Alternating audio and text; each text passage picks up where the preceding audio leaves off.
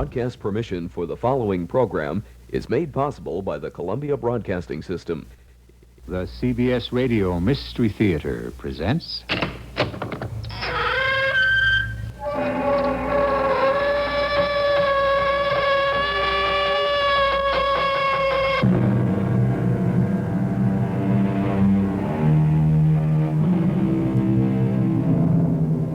Come in.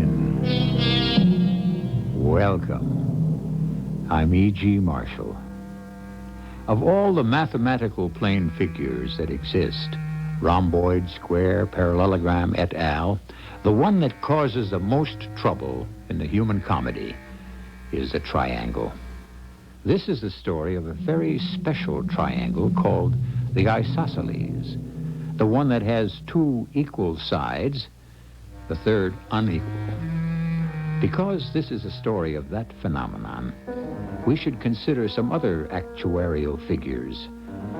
The chance of twin birth is about 1.25%. But the varieties of twins, the least likely and the most potentially disturbing, are monozygotic, or so-called identical twins, like Joyce and Janice Adams. This is what you go for, Joyce, right? Your kind of music. Sure. My thing. Yeah, you take it over Tchaikovsky. Doesn't matter all that much. Nothing with us can ever matter that much, or anything. So here, take it all, baby. What are you doing? You'll never get rid of me. Adam!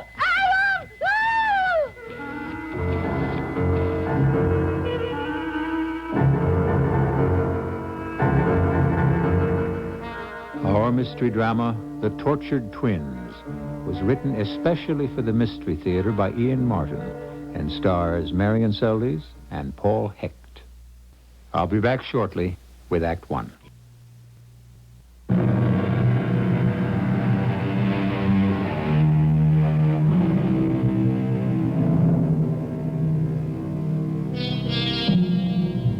We are, of nature and necessity, hemmed in by our beliefs, our prejudices, our backgrounds, and the world we have specifically made for our own. But no one is more circumscribed in the life he lives than the actor, the performer, the one in the public eye. Like all Homo sapiens within the jungle of life, this particular breed has its own gathering and watering places, and is subject to a rigid pecking order, as, for example... Come on, Adam, baby. Answer. You just gotta be home. You can't have left for the theater, not without... Come on. Adam Duncan speaking. This is your wife, Joyce. Joyce and rejoice. I made it. They bought me. I got it. Signed, sealed, and delivered. For all Humpty Dumpty's men? Yeah, for the film. Oh, wouldn't it break you up? Hey, hold it a minute, honey. What about the play? You have a contract. Run of the play. Oh, Lou Morris will get me out of that somehow. Oh, I mean, sugar, this is the big one. Yeah, I know. It's great. Only how soon? That isn't firmed up yet. Firmed up yet. There's a great little showbiz phrase. Oh, why do you have to be so difficult? Who's being difficult? You have a contract. Run of the play. How are we going to wiggle you out of your play contract? Oh, Lou says that's no problem. Yeah, I hope he's right. This is my big chance. The movie. And it's a terrific part. Who knows from movies? Okay, suppose it is. How do I get out of the show? Oh, gee, Adam, what's the big problem? I go to Hollywood for whatever time it takes. You stay here till it closes. Oh, honey, let's not argue. We'll talk about it after the show tonight. Well, what about dinner? I'll just bring in a sandwich or something. 'Cause now I'm going out to cocktails and like that with the producer and my agent. Hey, you shouldn't be drinking before the show. Oh, come on, Adam. I'm a big movie star now. And besides, you think I'm going to miss being at the Algonquin? The moment I met Joyce Adams, I was lost. She had honey blonde hair, green-blue cat's eyes, and a body. Wow. I mean, it isn't like talent is anything new to me. It's part of the theater, and theater's all of my life. I guess in the last 15 years, since I was like about 18, there hasn't been a legitimate production on Broadway, off or off-off, I haven't seen or maybe been part of. And a body is a body, I always figured, until that evening in this little theater made out of an old shoe factory where they were doing Ibsen's Doll's House with Joyce playing Nora, the child wife. She was terrible, but like I said, the moment I saw her, I was gone. So, after the show, I talked her into going down to Phoebe's with me. Oh, that's the off-off-broadway Seldes, so we could talk. You sure you don't want a real drink? No. I just love cherry cream soda. Oh. I know it isn't good for my figure, but I just love it. Yeah. Well, so far it doesn't seem to have done any damage. You want another? Well, gee, could I? I mean, I don't even really know you. Yeah, you'd really better watch out for me. Well, you wouldn't tempt me all that much with cherry cream sodas. But what was this about a part in a real Broadway play? Oh, it's a shot in the dark, Joyce. All right to call you that? It's my name. What'd you say was yours? Adam. Adam Duncan. You see, right now I'm a nobody. I'm an assistant stage manager and understudy on a production William Lloyd is putting on, The Duke and the Doll. They're looking for an unknown for the part of the doll. Gee, isn't that the one where Judson Holmes is going to play the Duke? That's right. And you would be just perfect for the part of the doll. Looking into those lovely sea-green, wide-open eyes, some alarm bell should have sounded somewhere inside me, telling me that this girl only existed from her eyes down. The attic was empty. But I was too zonked out to believe that, and events moved so fast I didn't have time to think about it. Because she got the part, and she was a smash, even if the show didn't get much in reviews. And anyway, who cared? Because the Sunday of the week we opened, Joyce and I were married and had a 24-hour honeymoon at Atlantic City.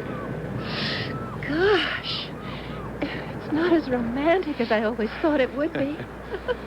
I just never thought it would be so cold at the beach. Well, honey, it is the last day of October. Yeah, but still, it's Atlantic City. Oh, my adorable wife, you are something else. Too much. Now I feel all warm and scroogey. Let's go back to the hotel. You know, it's the funniest thing. That's just what I had in mind, too.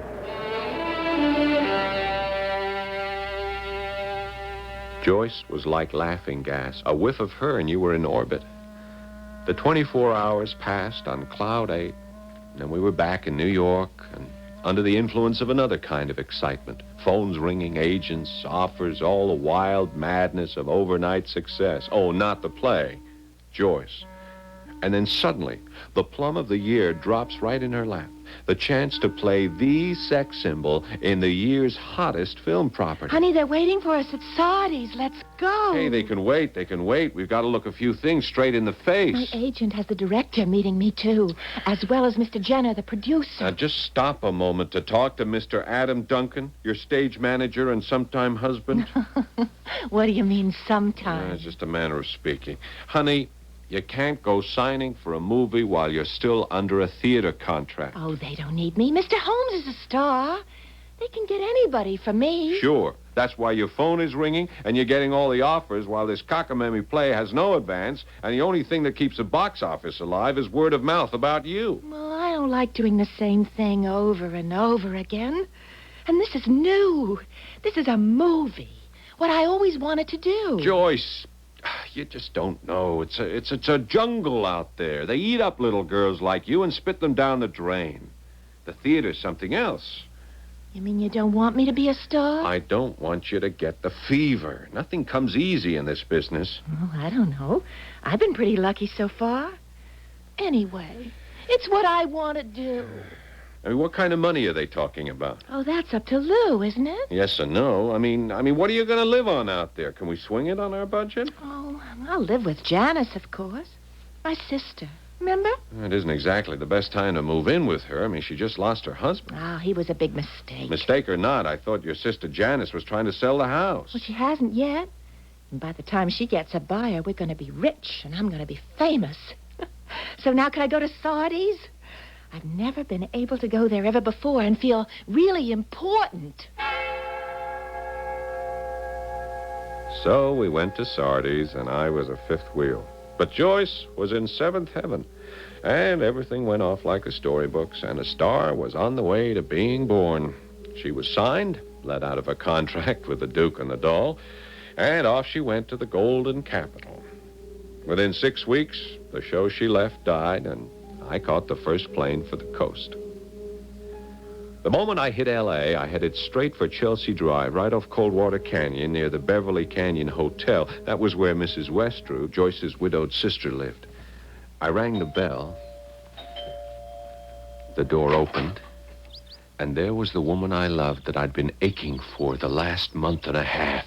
And I gobbled her up in my arms.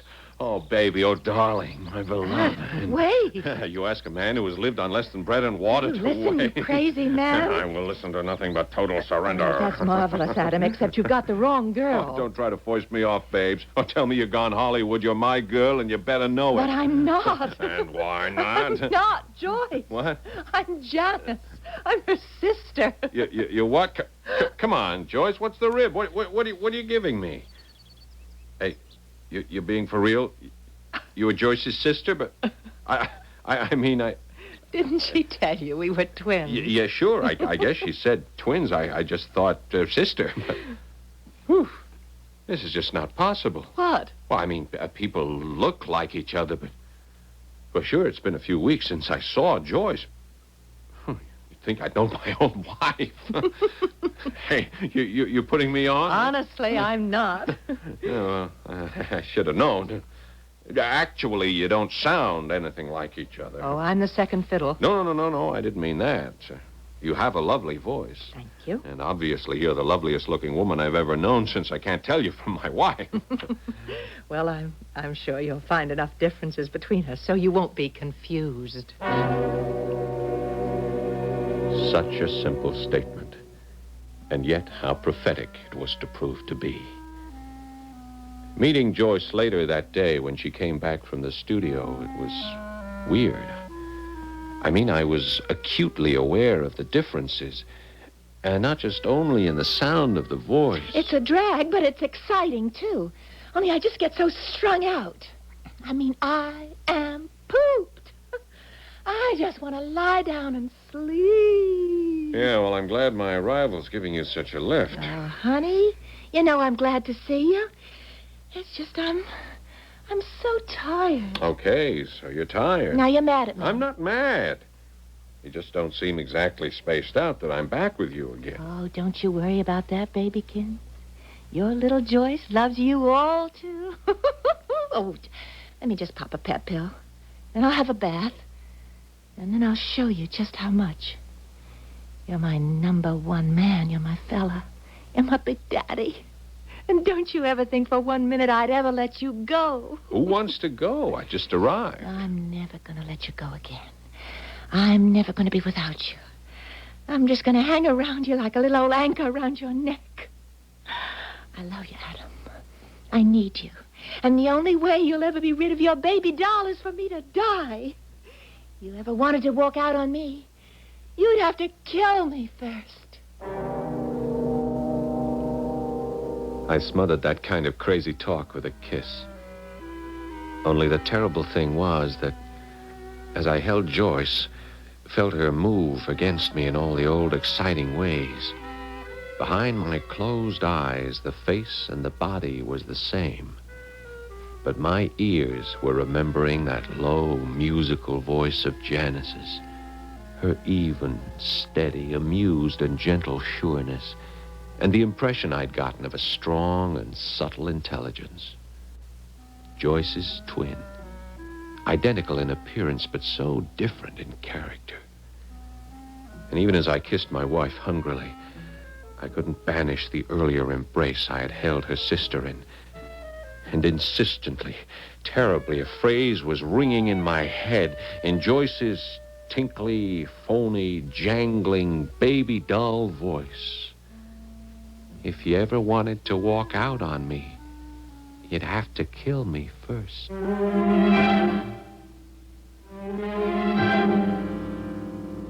What would it be like, do you suppose, to fall in love with a woman and then find that she wasn't the only one of her kind?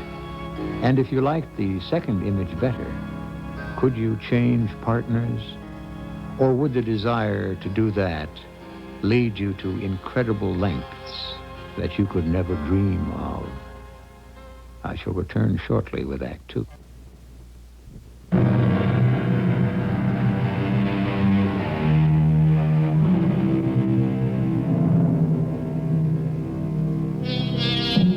It occurs to me that I didn't mean to be chauvinistic. Why dwell only on the one male unequal side of our isosceles triangle? There are the other equal sides, or at least by normal measurement, that now demand some study and exploration. The females, Joyce and Janice, identical twins physically, but how diverse as individuals. How stressful or how violent will their contrasting personalities threaten the slender figure of the triangle? 3 simple straight lines which presently join, but under opposing forces, could be blown out of existence. For example. Hello? Janice, it's Adam. You're beginning to recognize me. Well, I can always tell you now. By my voice? By so many other things. Adam, if you want to talk to Joyce, I'm afraid you're out of luck. Well, isn't she home from the studio yet? Van Williams always stops shooting on the dot of 5. And our baby doll always comes straight home. And on the stroke of 5:30 is... Oh, not wallowing in the bubble bath again. every night. It's a ritual. With the radio blaring away, I'll bet. You know, that worries me. Oh, my husband said it's built in. There's no danger. Even with wet hands. Even acid rock. Well, it's not my favorite brand of music, but... Well, then why don't you object? Because she's my favorite sister. Why'd you call, Adam? Oh, yeah. I got a couple of tickets for the ballet. It's Romeo and Juliet with Champlain and Asturieff. I was going to ask her if she'd like to meet me downtown. Oh, no, look, tell her I have the tickets, and I'll drive home and pick her up, okay? Okay. Lucky bums. I'm sorry I couldn't get 3, Jan. But... Oh, I was just pulling your leg. I've got packing and general house cleaning to do anyway. Packing? None of your business. Now, you get back here and take your wife out so you can fall in love with her all over again. And don't mind me if I sound jealous. It's only because I am. Ciao, Bello.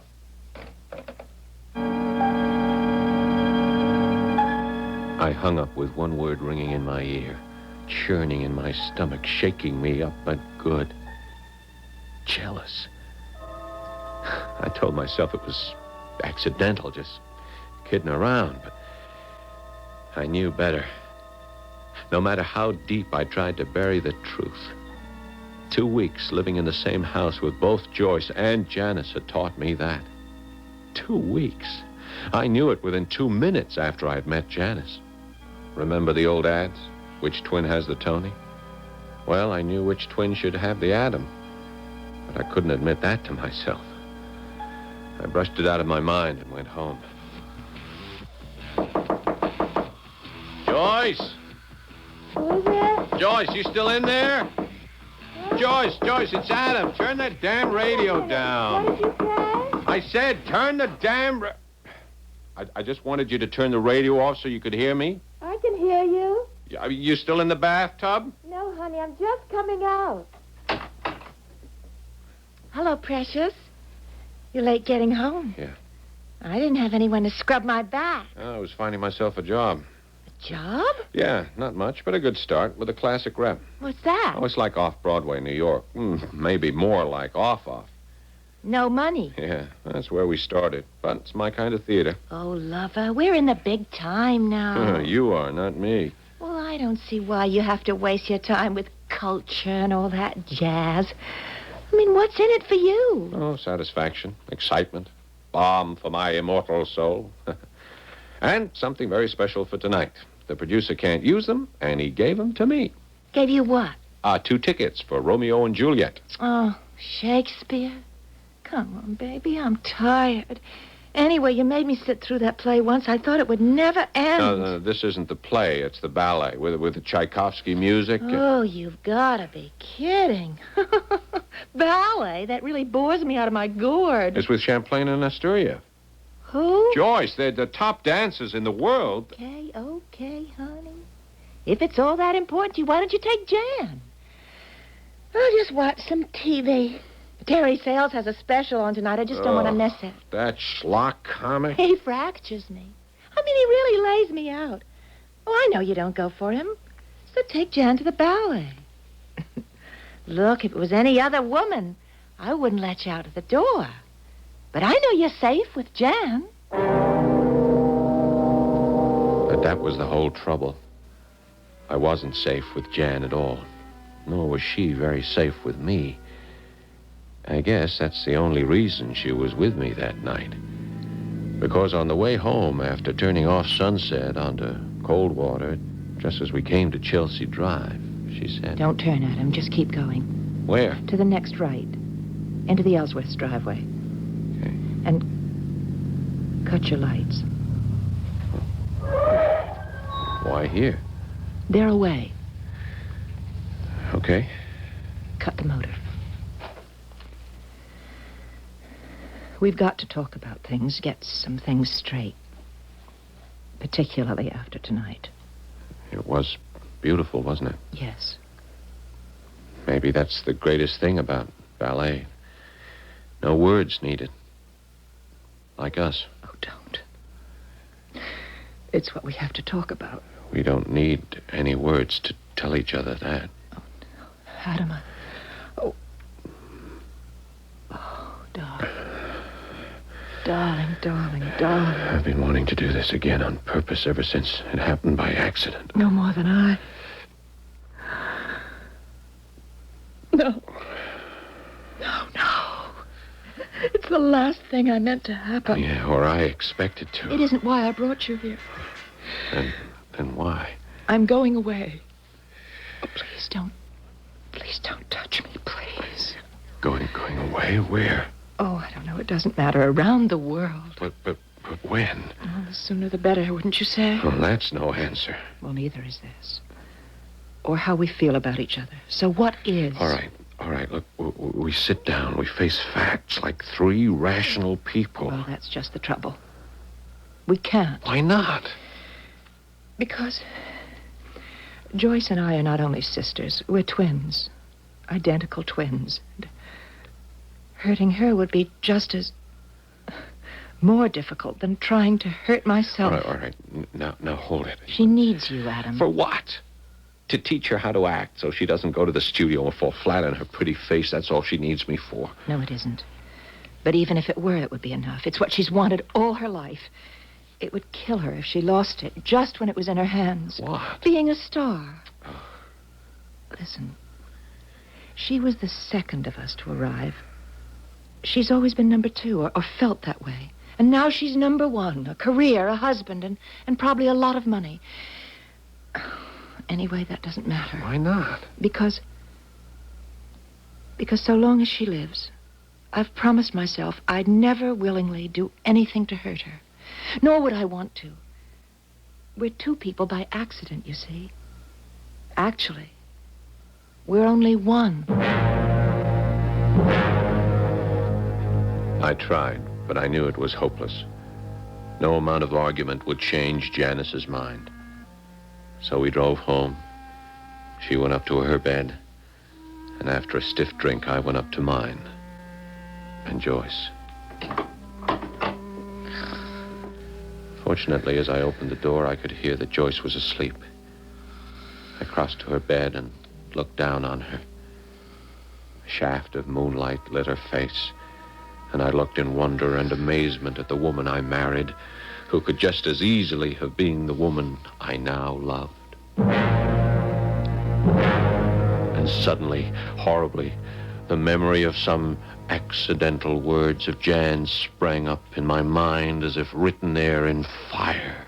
As long as she lives, I've promised myself I'd never do anything willingly to hurt her. I undressed quickly and got into bed. But it was a long time before I could get to sleep. Usually I have to wake and turn off the alarm in the morning. But this morning, Joyce actually got to it first. While she was in the bathroom getting ready for the studio car to pick her up, I lay in a half day. Where did the time go? I'm late. Oh, I thought you had the day off. Oh, I did, and then there was something the matter with one of the reels of film yesterday. We got to reshoot. Oh, you want me to get you some breakfast? No, I haven't time to get it on the set. Oh, how was last night? I was heaven. You should have been there. Not me. That ballet scene leaves me cold. So how did you and Jan get along? Oh, you know how I get along with your sister. I love her. My twin sister. Don't have to be told that. It's tough enough to tell you apart. Yeah. It's kind of like why I brought the subject up. See, we're strange. Awful strange, Adam. People like me and Jan. There's special vibes, and no ordinary person could know just how special. That's bad? No. Most of the times it's good. I wouldn't want them ever to be bad. But you see, sometimes I get screwy ideas. I know I'm not all that bright. I try to forget I have them, but I had this dream last night, and I want to tell you something.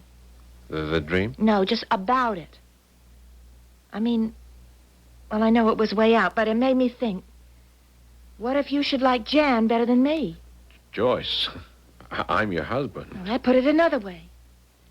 If anything happened to me, would you turn to Jan? How can I answer a question like that? You don't have to. I will. I'm going to tell you... Oh, it's the studio car. Just let me put it this way. If I ever lost you anyway to anyone, you know something?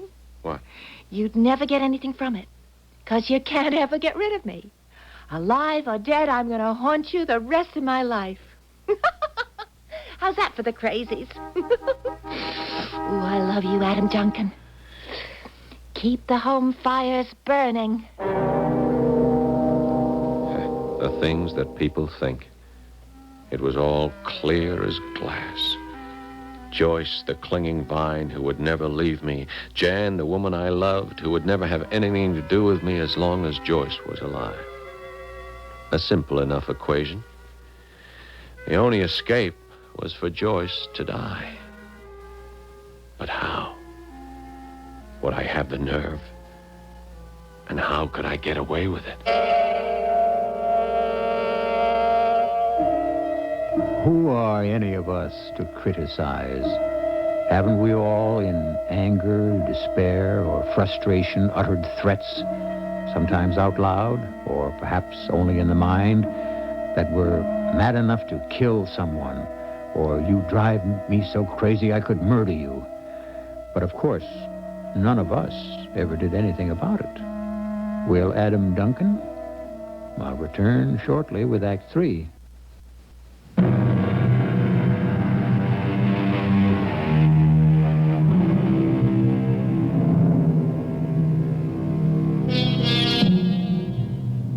Adam Duncan is now convinced that he can never have Janice unless Joyce is dead.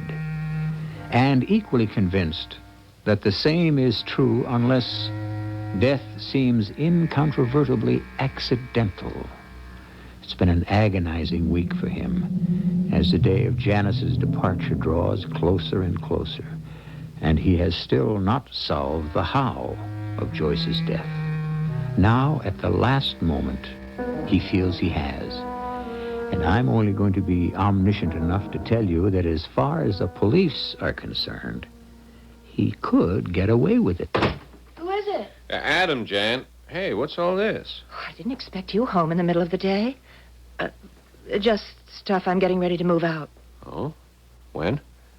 End of the week. Does Joyce know about this? Of course. Oh, you might have told me. I guess we'll have to find somewhere else to live. Oh, no, the house is yours. I can't afford it. Joyce can. Who cares? I can. There wasn't much in my marriage with Jim, but he did leave me more money than I'll ever need, so the house is yours. It isn't the house I care about. It's who is in it. Well, we've solved that question. You and Joyce. And if there shouldn't be a Joyce? Things are as they are. What can we do, Adam? But leave it at that. That really should have settled it. But I wasn't willing to let it go at that. Suddenly I knew how to get away with it. It was just a matter of timing. In all the hours I sat and thought about it, the best thing I had going was habit. A meticulous director who bent over backwards never to work into overtime. A wife who felt it necessary to soak herself in a bubble bath every night and to drown herself in cheap rock music. The factor of time. And a cocktail party where I was going to be highly visible at the Hotel on Wilshire Boulevard. That involved Janice as well. When it came, as Shakespeare says, to the sticking point, it was really all so simple. One tube was all I had to take out of that sybaritic bathroom radio set. Who is that? Adam! Come on in, baby. No radio? Oh, it conked out. Something wasn't working. How come you're here so early? I sneaked out. Must have been clairvoyant. Look what I have for you. A portable radio. Now, how did you know I needed a lift? Oh, let's just call it ESP. Plug this in first. That your speed? Yeah. That's Hindenburg and the satellites. Man, that is love. You could turn it down. Forget it. What's worth doing is worth doing well. You go for this, don't you? My kind of music. You take it over Tchaikovsky? Yes? Does it matter all that much? No, Joyce. Nothing with us could ever matter that much. Or anything. Here. Take it all, baby. What are you doing? That's dangerous. We've been living dangerously, baby, and you give me no way out. You'll never get rid of me. I don't know what I really expected. Probably the last thing that it would be all so easy. The easy walk through the shrubbery to the Ellsworth driveway, picking my car up unseen and driving to meet Janice as if nothing had happened, right on the dot of 6, as was planned, with plenty of people to see us at that specific hour. While back in the bathroom, a portable clock radio lay in the bathtub as dead as the woman that shared it, its hands recording the time of her death as 16 minutes after 6. The moment the short circuit had stopped the radio. And Joyce. Where do you suppose Joyce is? Search me. I came straight over from my agent's office. Did you call before you left? Sure. I thought maybe I could pick her up. She said she'd just gotten home and would come over by herself, so I headed straight here. Maybe we ought to give her a ring. She might have fallen asleep. Yeah, let's see. 6:45. Maybe we ought to. We went through the mockery of a call to a woman long dead, but who was to appear as having just died in the subsequent police investigation. The timing was perfect. The alibi unassailable. The verdict, death through misadventure. And I was free, as was Janice. The only problem in the way of our future together was to bide our time. I should say my time, since Janice was no part of what I'd done. I had bought our future. I simply had to wait a little while for delivery, I thought. Yes? Oh, I really don't think it's a very good time to speak to her husband.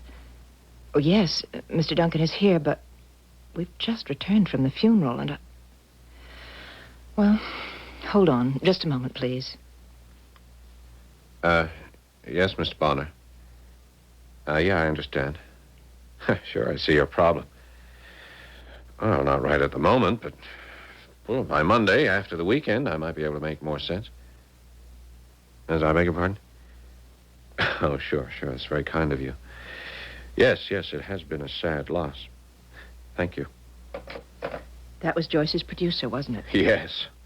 Ghoul. What do you mean? Well, just what I said. Another in the general school of Barracuda. Well, he's got a major film over 3/4 completed. Without Joyce, he's got about $3 or $4 million of film he might as well dump in the sea or burn up. Unless... Unless what? Well, do I have to tell you? No. Oh, not me, Adam. I'm not an actress. I've got nothing to offer them. You were the only person in the world nobody could tell apart from Joyce. But you yourself. I mean, you know I don't sound anything like her. Oh, thank God. Well, that's a trick you could learn. I could teach you. Oh, what for? I don't care about your Mr. Bonner or his old picture. Let him worry about it. Sure, of course. But, well, it is a lousy break for him. I mean, what happened to Joyce and could mean a lot to our future. Our future? Well, I hope after this is all over, we are going to have one. Oh, Adam, I'm scared. Why? How could I make anyone else understand who hasn't been, who hasn't been the other half of someone else? The other is dead. Don't make it sound so cruel. Well, I didn't mean to. It's just the way things are. Except for Bonner. Bonner? The film. Now, look, would you be willing to complete it if I helped you? All right, Adam. If it's what you want and it's right for us, I'll do it. Oh, I was the mastermind. I held all the strings in my hand. I knew just what I was doing, and I was invincible. For what I offered a lost director and a frantic producer with a $3 to $4 million bomb on his hands, I was set for life. If I could only teach Janice to sound as much like Joyce as she looked. You wanted me dead. How can you dare to resurrect me? Resurrect me. It was a dream. Joyce's voice in my ears. Sure, I had been recalling it, but in memory, not in actuality. Was I awake or asleep?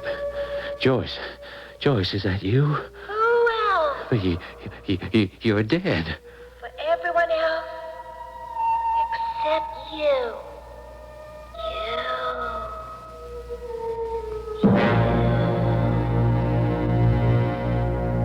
Suddenly, I was awake, bathed in sweat. Joyce was dead. I had gotten rid of her. How could she be alive?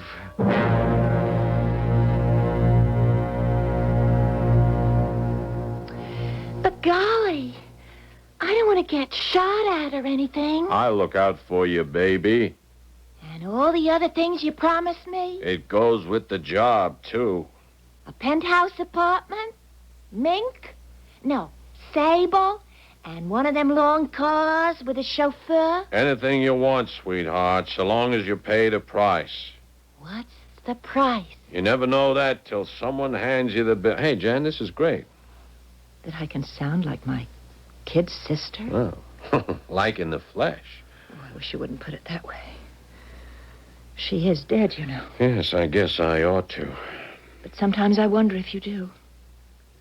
Look, if it means so much, yes, I'll fill in and finish the movie. But after that, I only want to be myself. Most people don't know the tedium, the endless amount of takes, the close-ups, the medium shots, and, of course, the master shots that cover everything. It would be hard to explain to the average person that a simple phrase like, I love you, might have to be repeated again and again, maybe 20, 30, 40 times. And not necessarily the way you might want to say it yourself, but patterned and inflected, just as the director, the producer, the power behind the camera might dictate. And so, for 6 or 7 endless weeks, Janice submitted herself to the forces which had shaped her twin sister. And finally, the picture was over, and she came home. We're finished, Adam. Hey, today was the wrap? Yep. Oh, that's great, Jan. What a relief. You're really all that happy, sweetie pie? Of course. Now you don't have to sound like Joyce anymore. You can be yourself. I can be what? Yourself, Janice. The woman I love. But I am the woman you love. Come on, Janice, knock it off. You don't have to sound like that silly kid sister of yours. You mean the woman you married? I mean the woman I married the second time. What? Come on, honey, what are you doing to me? I married Joyce, which was a mistake. Then I married you, which was the best thing I ever did in my life. Are you so sure? I mean, baby, sweetheart. You love me all that much? Okay, Janice, cut it out. Janice? Are you all right? Well, that's the question you should be asking yourself, lover. Which of us did you really marry? And which of us did you kill? What? Oh, you know how it is with twins. There's an ESP that no one else could understand. Whatever happens to one strikes a mirror chord in the other. You know? Know what, darling? Why do you look so terrified? I don't know. I don't know what to say. I don't even know who you are. Your wife, darling. I can answer that. Yeah, I know, but which one? But won't it be interesting for you to try to figure out? No. I mean, since I have the money, where can you run? No. Whatever you paid into this marriage, I promise you'll get exactly what you bought. So think of me as I am, big lover, or as you made me, 'cause I'm yours till death do us part.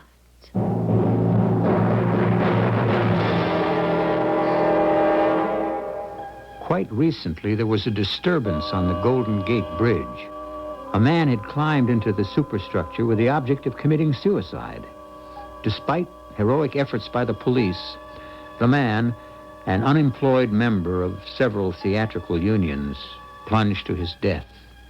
He was identified by his wife, a resident of Los Angeles, as Adam Duncan. I'll be back shortly.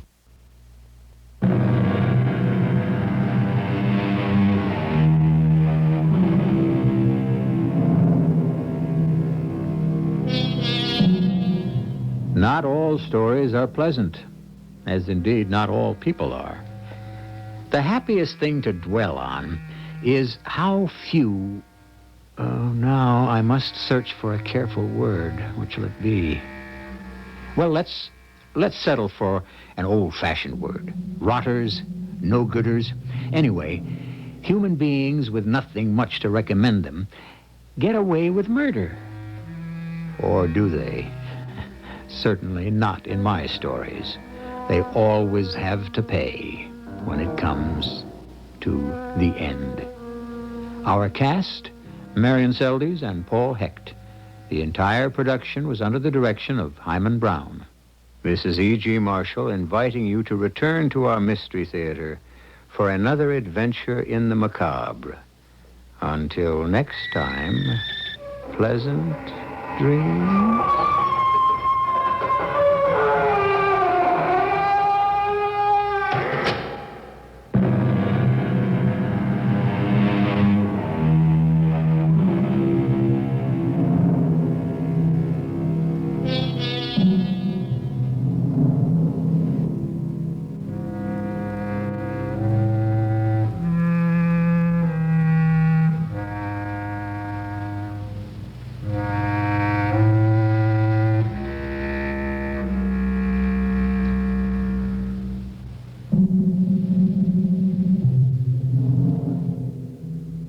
The preceding program was broadcast with the permission of the Columbia Broadcasting System.